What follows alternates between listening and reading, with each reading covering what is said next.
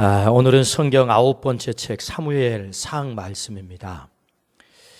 사무엘상 전체 내용을 정리를 해보면 그 주제가 뭐냐 하면 하나님의 용인술입니다. 용인술이라는 말은 사람을 쓰는 기술이라는 말이죠. 용인술. 그래서 사무엘상에는 많은 사람이 등장합니다. 그 가운데 중요한 세 사람이 등장하는데 한 사람은 사무엘, 두 번째는 사울, 세 번째는 다윗입니다. 그래서 이 세 사람은 이스라엘 역사 초기 역사에 대단히 중요한 영향을 미쳤던 사람들입니다. 그 가운데 초대 왕 사울, 한 나라의 초대 왕이 된다는 것은 대단히 중요합니다. 근데 놀랍게도 성경은 내가 사울을 왕 삼은 것을 후회한다, 그렇게 말씀하세요. 하나님의 용인술에 실패가 찾아왔을까요? 하나님은 전지전능하시기 때문에 한치의 오차가 없기 때문에 사람을 쓸 때 이렇게 중요한 초대 왕을 세운 것을 후회한다라는 말은 그 용인술에 실패를 가져왔다는 말인데, 그렇다면 하나님의 용인술에 실패를 가져왔을까라는 우리가 질문을 해볼 수 있습니다. 결론적으로 말하면 하나님의 용인술에 실패가 있는 게 아닙니다. 그러면 하나님께서 사울을 왕 삼은 것을 후회한다라는 이 말씀은 도대체 무슨 말씀일까요? 한 나라의 초대 왕은 대단히 무거운 존재이고 심각한 존재입니다. 그런데 이 한 나라의 왕, 초대 사울왕을 결론적으로 보면 사무엘상 31장이 마지막 장인데 사울이 버림을 당해요. 결국 자기 칼에 자기가 엎어져서 죽는, 세 아들과 더불어 사부자가 한 자리에서 죽는 그런 비참한 최후를 맞이하는 이 버림받은 장면으로 사무엘상이 끝나는 것입니다. 그렇다고 한다면 왜 이렇게 심각한 초대 왕인 사울을 이렇게 버림받은 것으로 사무엘상을 끝낼까라는 질문이 생기지 않겠습니까? 하나님의 용인술의 실패인가? 아닙니다. 이 말씀 자체를 통해서 하나님이 우리에게 가르쳐 주신 아주 심각한 말씀이 있는 것입니다. 하나님의 메시지, 그게 뭐예요? 너는 하나님께 버림받은 자리에서 떠나라. 이게 하나님의 메시지예요. 하나님께 버림받은 자리에서 떠나라. 사울 왕을, 초대 왕을 버리면서까지 우리에게 들려주시려고 하는 하나님의 메시지, 그것은 너는 하나님의 버림받은 자리, 후회의 자리에서 떠나야 되겠다, 이걸 말씀하는 거예요. 그러므로 오늘 말씀을 통해서 하나님이 후회하시는 자리, 하나님께 버림당하는 자리에서 떠나는 은혜가 있기를 주의 이름으로 축원합니다. 아멘. 그렇다면 우리가 하나님의 이 후회하는 자리, 그 자리에서 어떻게 떠날 수 있겠습니까? 우리가 떠나야 될 하나님의 후회의 자리는 어떤 자리인가? 오늘 첫 번째 말씀하시기를 불순종의 자리에서 떠나라, 그렇게 말씀하세요. 불순종의 자리에서 떠나라. 오늘 본문 11절 말씀입니다. 11절 우리 같이 한번 읽어봅니다. 내가 사울을 왕으로 세운 것을 후회하노니 그가 돌이켜서 나를 따르지 아니하며 내 명령을 행하지 아니하였음이니라 하신지라. 사무엘이 근심하여 온 밤을 여호와께 부르짖으니라. 아멘. 왕 삼은 것을 후회한다. 왜냐하면 그들이 나를 거역했다, 나를 따르지 않았다, 내 명령을 지키지 않았다. 한마디로 정리하면 불순종했다라고 말씀하십니다. 이 불순종하는 것 때문에 내가 왕 삼은 것을 후회한다라는 말씀이죠. 그렇다면 여러분, 이 사울이 어떤 명령을 따르지 않았습니까? 하나님께서 사무엘 선지자를 통해서 사울에게 이렇게 말합니다. 아말렉과 전쟁을 해야 되겠는데 전쟁을 할 때 이렇게 해야 됩니다. 그 아말렉을 전부 진멸하되 하나도 살려두면 안 됩니다. 심지어 짐승들마저도 살려두면 안 됩니다. 이것이 하나님의 명령이었어요. 그래서 사울왕은 21만 명을 데리고 전투에 나가가지고 대승리를 거둡니다. 이 전쟁은 하나님이 기획한 전쟁이니 하나님이 얼마나 기뻐하시겠어요. 와, 승리했구나. 우리 애들 참 장하다. 이 목숨 건 전투에서 너희가 승리했으니 너희가 칭찬받아야 돼. 이렇게 하나님이 기뻐하셔야 될 터인데 하나님이 기뻐하시는 대신에 이 승리 앞에서 내가 후회해. 사울을 왕 삼은 걸 후회해. 그러니까 전쟁의 승리가 문제가 아니라 내 말대로 하지 않는 것 때문에 하나님이 속상해 하시는 거예요. 전쟁 승리가 중요한 게 아닙니다. 더 중요한 것은 내 말대로 했느냐 내 말대로 하지 않았느냐가 더 중요하다는 거예요. 그래서 하나님은 후회를 하십니다. 그렇다면 여러분 사울이 도대체 뭘 지키지 않는 거지요? 그것은 여러분 15장 15절 말씀에 오늘 본문 같이 한번 읽어보시겠습니까? 사울이 이르되 그것은 무리가 아말렉 사람에게서 끌어온 것인데 백성이 당신의 하나님 여호와께서 제사하려 하여 양들과 소들 중에서 가장 좋은 것을 남기며 그 외의 것은 우리가 진멸하였나이다. 99% 순종했어요. 전쟁하라 그러니 가서 전쟁했지요. 다 진멸하라 그러니 다 진멸했지요. 그리고 양소 생각해 보니까 너무 잘생겼어요. 너무 포동포동해. 아, 이거 갖다가 하나님께 제사하면 너무 멋지겠다. 자신들이 치부하기 위해서도 아닙니다. 이거 우리가 갖다 잡아먹기 위해서도 아니에요. 하나님께 예배하기 위해서 99% 순종하고 양소 몇 마리 끌어온 것이 전부예요. 이것이 하나님의 말씀을 어긴 겁니다. 그런데 이것 때문에 하나님께서 후회를 한다는 것입니다. 여러분, 전쟁통에 목숨을 걸고 전쟁을 하던 군사들이 여러분 이 전쟁 와중에 얼마나 심각합니까? 아, 하나님께 예배하면 참 좋겠다. 예배를 생각했잖아요, 이게. 그럼 정상 참작해 줘야 되는 거 아니에요? 야, 참 너희 기특하다. 어떻게 목숨 걸고 이게 전투가 벌어졌는데 그 와중에 나를 예배할 생각을 해? 야, 너희들 참 굉장하다. 그 하나님이 그를 칭찬해야 될 것 같아요. 참 기특하다고 말이. 그런데 칭찬은 하지 않고 하나님께서 후회를 하신단 말이에요. 심지어는 여러분 이것을 악한 일이라고 합니다. 19절 말씀에 어찌하여 왕이 여호와의 목소리를 청종하지 아니하고 탈취하기에만 급하여 여호와께서 악하게 여기시는 일을 행하였나이까. 악한 일이래요. 그때 하나님은 사무엘을 통하여 그 유명한 말씀을 하십니다. 22절부터 23절입니다. 사무엘이 이르되 여호와께서 번제와 다른 제사를 그의 목소리를 청종하는 것을 좋아하심같이 좋아하시겠나이까. 순종이 제사보다 낫고 듣는 것이 순양의 기름보다 나으니 이는 거역하는 것은 점치는 죄와 같고 완고한 것은 사신 우상에게 절하는 죄와 같음이라. 왕이 여호와의 말씀을 버렸으므로 여호와께서도 왕을 버려 왕이 되지 못하게 하셨나이다. 아멘. 왕 당신이 하나님의 말씀 버렸으므로 하나님도 왕을 버립니다. 양소 몇 마리 끌어온 것 때문에 결국 왕이 버림을 당해요. 이 말씀은 사실 말씀이 뭐예요? 여러분 제사 하나님 싫어한 거 아닙니다. 제사 좋아하십니다. 하나님 예배 좋아하십니다. 그렇다고 해서 하나님이 모든 예배를 다 좋아하는 거 아닙니다. 순종의 예배, 하나님의 말씀에 순종하는 예배, 그 예배를 좋아하신다는 거예요. 하나님이 여러분 고기 못 먹어가지고 배고프신 분 아니세요.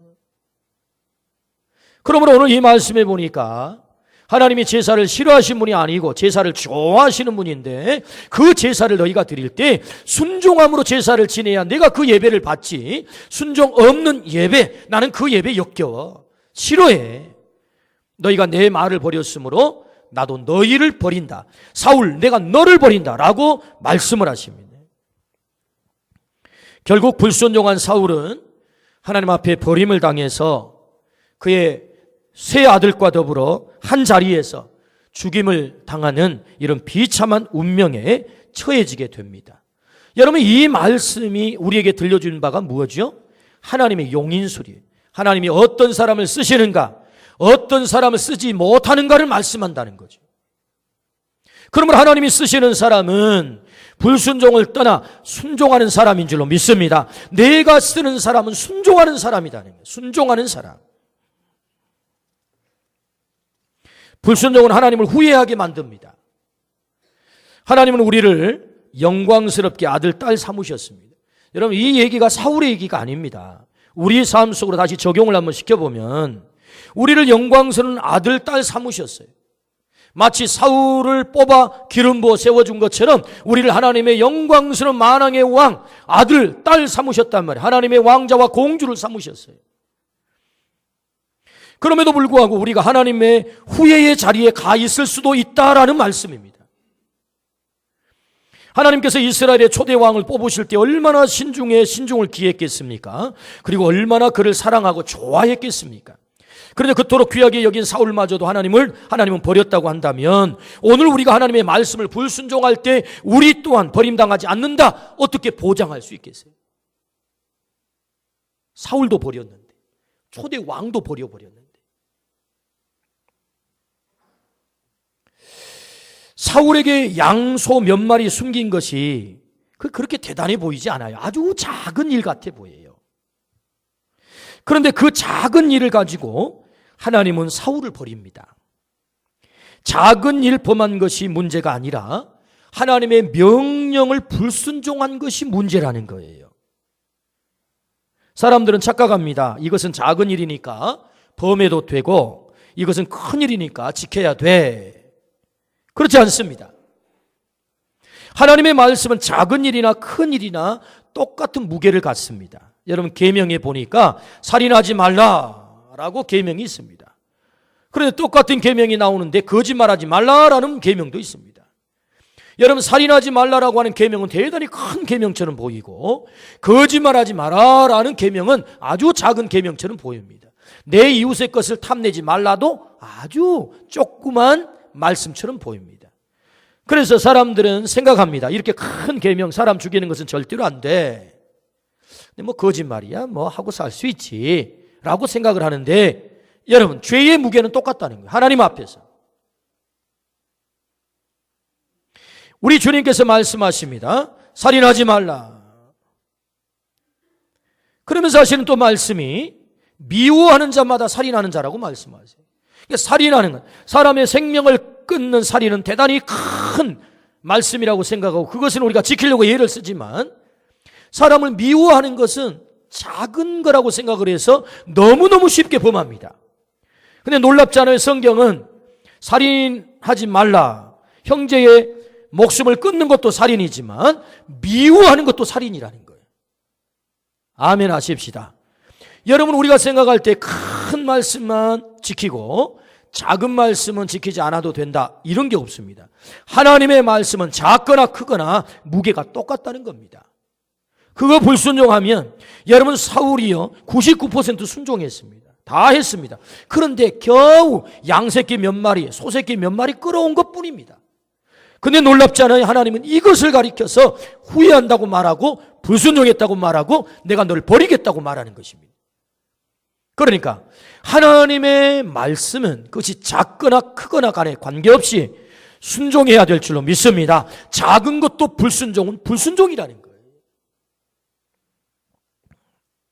우리 주님께서 마태복음 25장 21절 말씀에 그 주인이 이르되 잘하였도다 착하고 충성된 종아, 네가 작은 일에 충성했음에 내가 많은 것을 내게 맡기리니 내 주인의 즐거움에 참여할지어다.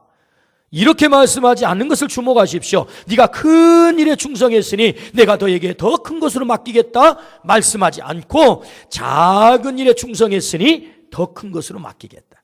작은 일에 대한 관심을 갖고 계세요. 하나님은 우리를 테스트하실 때 작은 일을 가지고 시험하세요. 너 이것까지 할 수 있어? 이 말씀도 지킬 수 있어? 그러면 너는 내게 합격이야. 그러면 내가 너를 사용할 거야. 이렇게 말씀하는 거예요. 우리는 큰 것을 지켜야 다 지킨다고 생각을 합니다. 아닙니다. 그러므로 사울이 크게 착각한 것이 있었습니다. 그건 아주 작은 거. 그거 뭐 좀 어겨도 괜찮을 거. 내가 이래봐도 99%다 순종했는데 뭐 이거 사소한 것 가지고 괜찮을 거야, 이렇게 착각을 했다는 거예요. 그래서 하나님의 말씀에 그런 불순종하는 것입니다. 그러므로 이 불순종을 통하여서 하나님께 버림을 당했다. 우리가 어떻게 하나님의 후회의 자리에서 떠나 하나님의 기쁨의 자리가 될 수 있겠습니까? 불순종의 자리에서 떠나라라고 말씀하세요. 하나님이 쓰시는 사람은 순종의 사람이다. 그 말씀이 큰 말씀이든 작은 말씀이든 간에 순종하는 사람을 하나님은 사용한 줄로 믿습니다. 아멘. 이것이 하나님의 용인술이라는 거예요. 용인술. 이 사무엘상을 통해서 우리에게 들려주시는 하나님의 메시지입니다. 노아가 하나님께 새로운 인류의 조상으로 쓰임을 받습니다. 그것은 전적으로 하나님께 순종했기 때문입니다. 하나님은 노아에게 방주를 지으라 어느 날 그렇게 말씀하세요. 여러분 가만 생각해 보십시오. 우리가 성경을 읽을 때요, 창세기 6장 22절 이렇게 말씀합니다. 노아가 그와 같이 하여 하나님이 자기에게 명하신 대로 다 준행하였더라 하고 이제 지나가요. 그러면 노아가 순종했는갑다 이렇게 이제 지나갑니다. 그런데 이런 대목에는요, 좀 상상력이 필요해요. 좀 멈춰서 가지고 여러분 이 말씀을 좀 깊이 상상을 해봐야 돼요. 도대체 이 말이 어떤 의미이고 어떤 무게를 갖는 말씀인지 여러분 가만 생각해 보십시오. 하나님이 어느 날 노아에게 노아야, 너 좀 방주를 지어야 되겠어. 예? 방주가 뭐래요? 여러분 노아는 한 번도 방주를 본 적이 없어요. 근데 다짜고짜 하나님께서 노아에게 너 방주 지어라. 그럼 여러분 순종할 수 있겠습니까? 성경은 다 준행했더라고 하는데 노아가 이유가 없이 아멘하고 순종을 한 거예요. 그런데 여러분 이게 대답이 나올 대답입니까? 아마 노아는 이렇게 반응을 보여야 될 것 같아요. 오늘 우리들이라고 한다면 하나님 그 방주가 뭐 돼요? 먹는 겁니까? 입는 겁니까? 자는 겁니까? 이게 방주를 본 적이 있어야죠. 제가 본 적도 없는데 그걸 만들 만한 실력도 안 되는데 그런 기술도 없는데 그리고 세상에나 그 짐승들 다 한 쌍씩 그 안에 다 집어넣으려고 한다면 무슨 2만 톤이나 된다고요. 그런 큰 배를 무슨 수로 무슨 재료를 갖다가 지인단 말입니까? 이건 도저히 안 됩니다. 하나님 해도 너무하십니다. 이건 순종하기가 어렵습니다. 라고 반응을 보여야 정상이에요. 이게 온전한 정신이 박힌 사람이라고 한다면 이렇게 반응을 보여야 된다고요. 그럼 하나님이 뭐라 그러겠어요? 그래 맞아, 노아야 내가 너무 무리한 부탁한 것 같아. 세상에나 본 적도 없는 배를 내가 너한테 어떻게 만들어 하겠냐. 참 내가 너무 무리한 부탁을 했지. 내가 실수한 거야. 내가 처리할게. 아마 이래야 될 것 같은데 하나님께서 노아에게 너 방주 지어라 그랬더니 이렇게 순종을 하는 거예요. 제가 곰곰이 생각을 해봤어요. 시골에 그 뗏마 0.5톤짜리 뗏마가 있거든요. 노조 다니는 뗏마, 나무로 만든 뗏마. 이 뗏마 하나 만들려면요, 그래도 이런 아름다리 나무가 최소한 5개는 필요해요. 그러면 여러분 2만 톤을 지으려면 그런 나무가 몇 개 필요하겠습니까? 2만 곱하기 5 하면은 10만 개의 나무가 필요합니다, 여러분. 이런 아름드리 나무가 10만 개가 필요하다고. 오늘날처럼 무슨 전기톱이 있는 것도 아니에요. 다 도끼를 가지고 잘라야 되는 것입니다, 여러분. 그걸 또 도끼를 가지고 다 켜야 되는 거예요. 10만 개의 나무를 어느 세월에 이걸 다 킨단 말입니까? 그러니까 이건 애초부터 이건 안 되는 거예요. 그러니까 노아가 하나님 그거 안 되겠습니다. 도저히 안 되겠습니다. 내가 하고는 싶어도 하나님 말씀에 순종하고는 싶어도 이건 애시당초 이거 불가능한 일이기 때문에 못합니다. 이렇게 나와야 되는데 노아가 아멘 한 거예요. 아멘. 여러분 그날 밤 집에 돌아가 가지고 노아가 사모님에게 말씀을 했대요. 그날 밤 대판 부부싸움이 벌어졌대요. 아니 당신은 정신이 있냐 없냐, 상황 판단을 좀 해라 이 바보 천치같이. 아니 세상에 될 일을 된다고 아멘을 해야지, 이게 될 법이나 하는 얘기나. 당신이 언제 배를 본 적이 있냐, 세상에 무슨 수로 그 큰 배를 만드냐, 말도 안 되는 얘기. 그래가지고 그날 밤 바가지 엄청 긁혔답니다. 이건 카다르 통신이에요. 카드라 통신. 여러분 생각을 해보세요. 이건 순종이 안 되는 얘기입니다. 그런데 놀랍잖아요. 노아가 순종을 했다는 겁니다. 실력이 있어서 순종했나요? 기술이 있어서 순종했나요?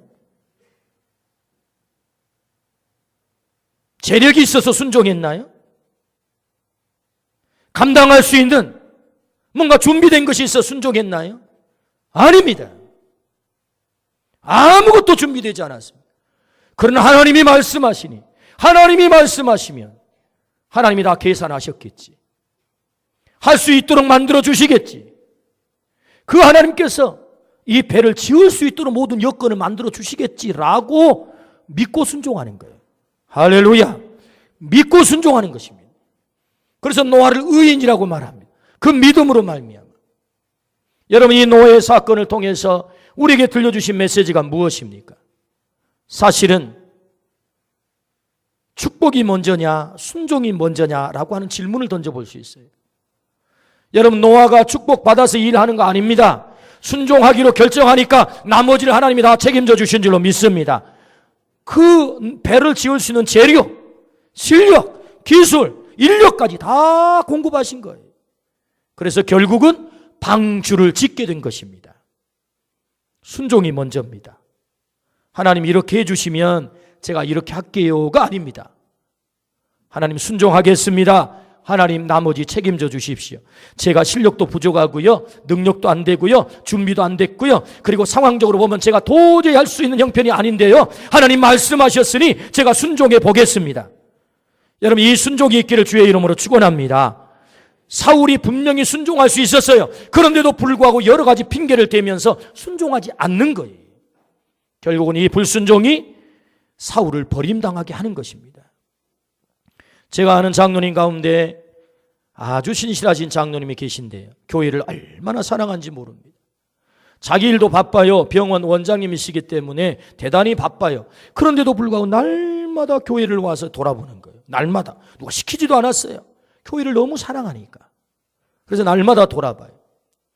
그래, 140평 되는 곳에 한 50평 건물이 들어앉아가지고 그 골목 좁은 길로 들어가가지고 약 300여 명의 교인들이 모이다 보니까 너무 교회가 좁아가지고 새 성전을 지을 수밖에 없게 된 거예요.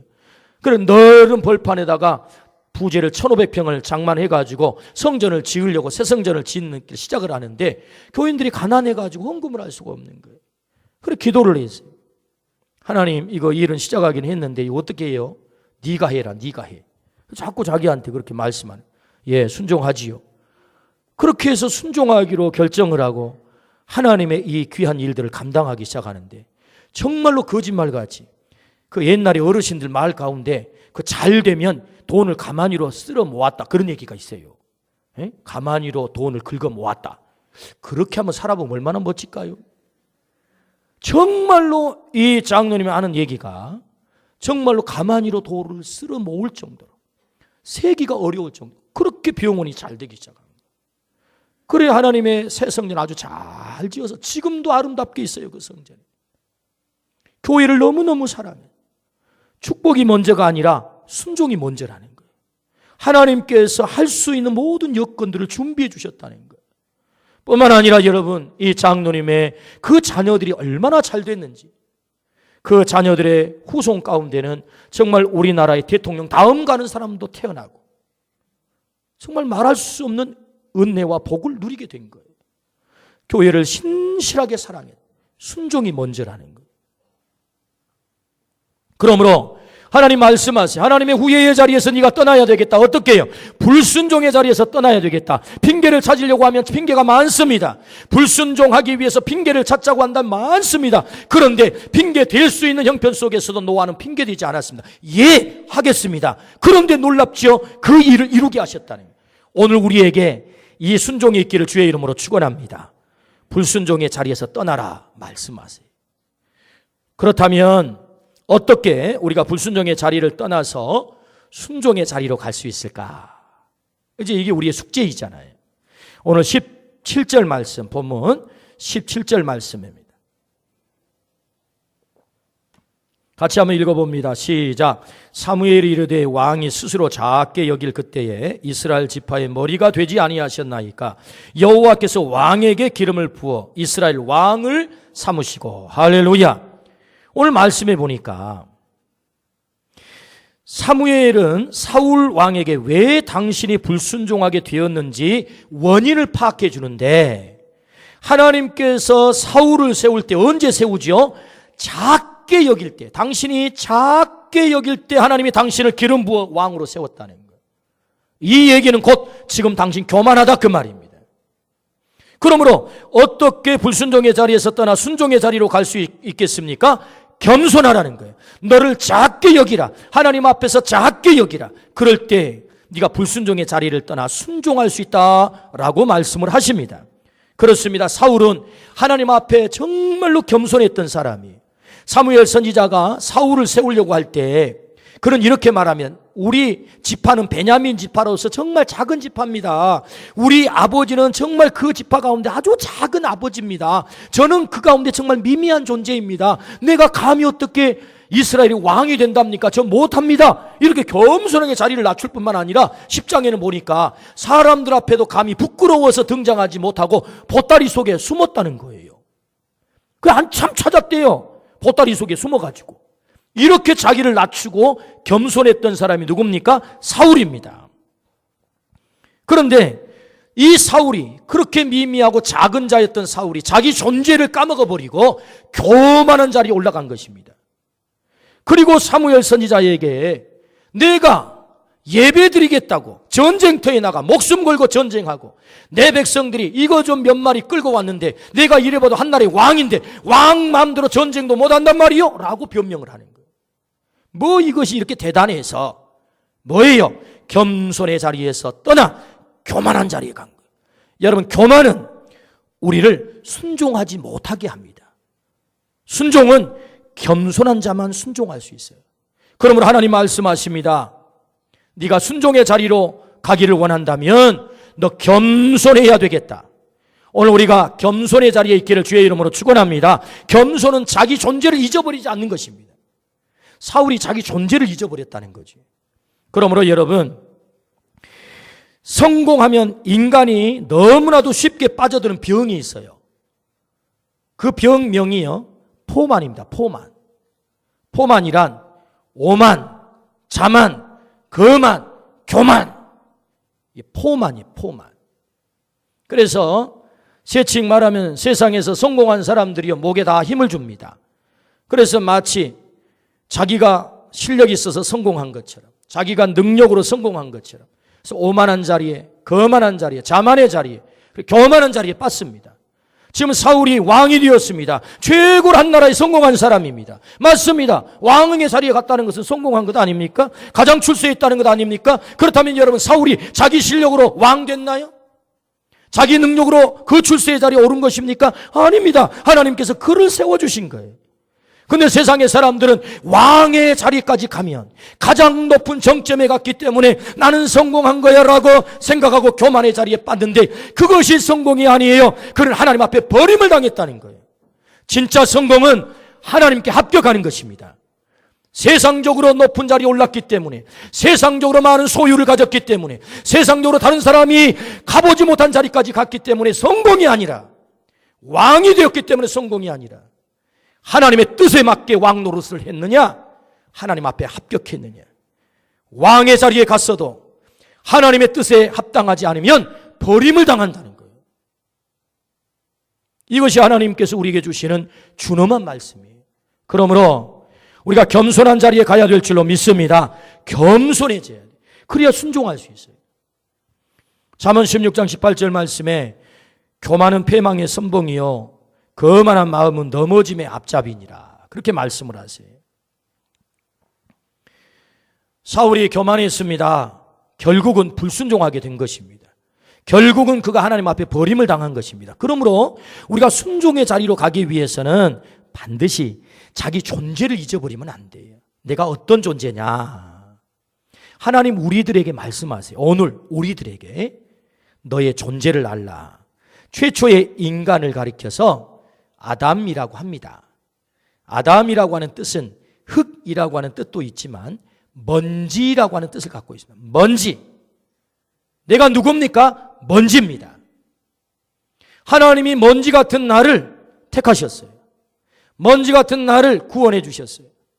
먼지 같은 나를 하나님의 아들, 딸 삼으셔서 이 은혜를 누리게 하신 거예요. 그러므로 나의 존재를 잊어버리면 안 돼요. 오늘 내가 호흡하고 살아가는 것이 내 실력, 내 능력이 아닙니다. 오늘 내가 여기까지 올 수 있는 것이 내 실력, 내 능력이 아닙니다. 하나님께서 먼지 같은 나를 올려주셨다는 거예요. 이 존재성을 잊어버리지 마라. 이 존재성을 잊는 순간 우리가 교만한 자리에 가게 됩니다. 내 실력이었습니다. 내 능력이었습니다. 내가 운때가 좋았습니다. 뭘요? 하나님께서 먼지 같은 우리를 세워주신 줄로 믿습니다. 이 겸손한 자리에 가야 하나님의 말씀을 무겁게 여기는 것입니다. 교만한 자리에 가면 하나님의 말씀을 가벼이 여깁니다. 때문에 하나님의 말씀을 내 마음대로 요리하려고 합니다. 이 교만한 자리에 빠지지 않기를 주의 이름으로 축원합니다. 아멘. 행복과 불행이라는 글에 보니까 참 재밌는 글이 있더라고요. 목에 힘이 들어가면 불행해지고 배에 힘이 들어가면 행복해진다. 참 누가 글을 잘 썼어요. 목에 힘 들어가면 불행해져요. 그러나 좀 안 돼도, 좀 되는 것 없어도, 좀 자신이 없어도 아랫배 힘 주고 당당하게 어깨 피고 가면 행복해지는 거예요. 그런데 목에 빳빳하게 힘 들어가는 순간부터 망하는 거예요. 이게 불행해지는 거예요. 그러므로 우리 모두가 겸손해지기를 주의 이름으로 축원합니다. 왜 겸손해져야 돼요? 우리는 이렇게 말할 때가 많습니다. 아이고, 그 인간 수준 안 맞아서 정말 사랑 못 하겠네. 수준이 맞아야 사랑하지요. 그런 말을 할 때가 많습니다. 예, 수준 안 맞으면 정말 깝깝합니다. 대화가 안 되면 깝깝해요. 그런 인간 사랑하기 정말 힘듭니다. 수준 안 맞아서 못 삽니다, 여러분. 그런데 여러분, 따지고 볼까요? 하나님이 우리와 수준이 맞나요? 수준이 안 맞아요. 안 맞아도 너무 안 맞아요. 그런데 그 하나님께서 수준 도저히 맞지 않는 나를 사랑하려고 하늘 보좌를 버려놓고 인간의 몸을 입고 말구유까지 내려가실 뿐만 아니라 죽음의 자리까지 내려가셔서 나를 사랑했다는 거예요. 내가 수준이 맞아서 나를 사랑한 게 아닙니다. 하나님께 내가 사랑받을 만한 수준이 된 존재가 아니라고요. 그런데 하나님은 수준 되지 않는 나를 사랑하려고 모든 희생을 치른 거예요. 이게 하나님의 사랑이에요. 너는 내게 수준이 맞지 않지만 나는 네 수준에 맞추려고 해. 이게 하나님의 사랑이에요. 여러분, 수준이 안 맞아서 사랑하지 못한다고 말하지 마세요. 하나님은 말씀하십니다. 내 이웃을 내 몸과 같이 사랑하라. 내 원수를 사랑하라. 수준이 맞아야 사랑하지요. 할 말이 많겠죠. 그러나 수준 안 맞아도 하나님은 우리를 그렇게 사랑한 것입니다. 이 존재, 수준 맞지 않는 먼지와 같은 나를 사랑해 버리신 그 하나님의 사랑을 우리가 받은 존재라고 한다면 나도 그 자리에 내려가서 그 수준에 맞춰서 그를 사랑하는 것이 진짜 사랑인 것입니다. 할렐루야. 오늘 우리 모두가 그렇게 겸손해지기를 주의 이름으로 축원합니다. 아멘. 그러므로 여러분, 겸손할 때 불순종의 자리에 떠나 순종할 수 있다. 두 번째, 어떻게 우리가 불순종의 자리에서 떠나 순종할 수 있겠습니까? 24절 오늘 본문 같이 한번 읽어보십시다. 24절. 사울이 사무엘에게 이르되 내가 범죄하였나이다. 내가 여호와의 명령과 당신의 말씀을 어긴 것은 내가 백성을 두려워하여 그들의 말을 청종하였음이니이다. 아멘. 어떻게 불순종의 자리에 떠나서 우리가 순종할 수 있을까? 두려워할 자를 두려워하라 라고 말씀을 하세요. 사울이 왜 불순종하게 된 것입니까? 두려워할 자를 두려워하는 대신에 백성의 소리를 듣고 백성을 두려워하고 백성의 소리를 청종했다는 거예요. 오늘 성경 그러잖아요. 내가 여호와의 명령과 당신의 말씀을 어긴 것은 내가 백성을 두려워하여 그의 말을 청종하였음이니이다. 하나님을 두려워해야 되는데, 하나님의 말씀을 청종해야 되는데, 세상의 소리를 듣고 세상의 그 위협과 공격 앞에서 이렇게 하면 안 되겠다라고 위협을 느끼고는 하나님은 안중에도 없고 백성의 소리가 크게 들려와 그 백성의 소리에 청종함으로 결국은 사울이 망하는 길로 간 거예요. 불순종의 길로 간 거예요. 그러므로 오늘 하나님 말씀하세요. 두려워할 자를 두려워하라. 하나님은 살아계세요. 하나님은 오늘 또 시퍼렇게 살아계세요. 그러므로 그 하나님을 두려워하는 은혜가 있기를 주의 이름으로 축원합니다. 우리의 삶을 개입하시고 우리의 삶을 인도해 가시고 우리의 삶을 결정해 버리시는, 사울이 왕의 자리에까지 갔기 때문에 성공이 아니라 하나님 앞에 성공해야 되는데 그 성공의 결정을 해 주실 하나님은 두려워하지 않고 백성을 두려워했던 사울, 그는 결국 망하는 길로 갔다는 거예요.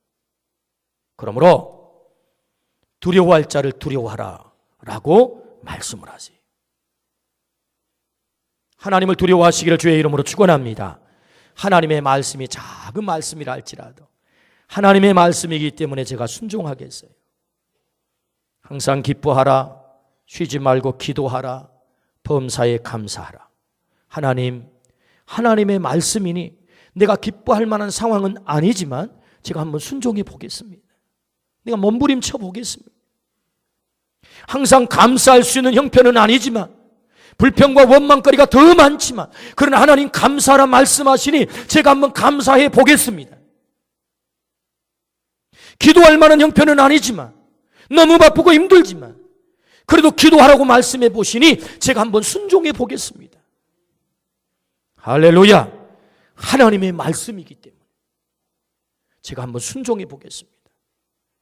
두려워할 자를 두려워하는, 세상은 자꾸 우리를 이렇게 공격합니다. 야, 너 그렇게 살면 죽는다. 야, 너 그렇게 살면 망한다. 야, 너 그렇게 답답하게 살아가지고 어떻게 살아남으려고 그러느냐 라고 세상은 자꾸만 우리에게 큰 확성기로 우리에게 그렇게 말하는 것입니다. 아닙니다. 세상을 두려워하는 대신에 하나님을 두려워하기를 주의 이름으로 축원합니다. 하나님이 말씀하셨으니 제가 그 말씀대로 정말 그 인간 밉지만 제가 한번 용서해 볼게요. 내 형편 그렇게 할 수 없는 형편이지만 한번 그렇게 해볼게요. 그렇게 순종하기로 결정하는 순간 우리 하나님께서는 순종할 수 있는 힘도 주시고 능력도 주시고 실력도 허락한 줄로 믿습니다. 아멘. 말씀하세요. 내가 왕 삼은 것을 후회한다. 오늘 또 하나님은 하나님의 자녀로 뽑아놓고 후회하는 사람이 있을 수 있습니다. 그 후회의 자리에서 떠나라고 말씀하세요. 어떻게 떠날 수 있습니까? 불순종의 자리에서 떠나라. 그 말씀이 큰 말씀이든 작은 말씀이든 내 말이면 너 지켜라. 그렇게 말씀을 하세요. 이 불순종의 자리에서 떠나기를 주의 이름으로 축원합니다. 어떻게 떠날 수 있겠습니까? 내 존재성을 잊지 말고 나는 먼지와 같은 자인데 하나님이 나를 그렇게 사랑하셨구나. 그러므로 내가 겸손해야지. 하나님의 말씀을 무겁게 여겨야지. 우리가 겸손해서 순종하기를 주의 이름으로 축원합니다. 두려워할 자를 두려워하기를 주의 이름으로 축원합니다. 그럴 때 너는 내 기쁨이야. 나는 너 때문에 후회하는 것이 아니고 너 때문에 내가 너무 기뻐. 우리 주님의 기쁨의 대상들이 되기를 주의 이름으로 축원합니다. 아멘. 기도하십시다. 하나님 아버지, 참으로 감사합니다. 하나님은 사울을 왕 삼아 놓고 후회하셨습니다. 내가 하나님의 자녀가 되었는데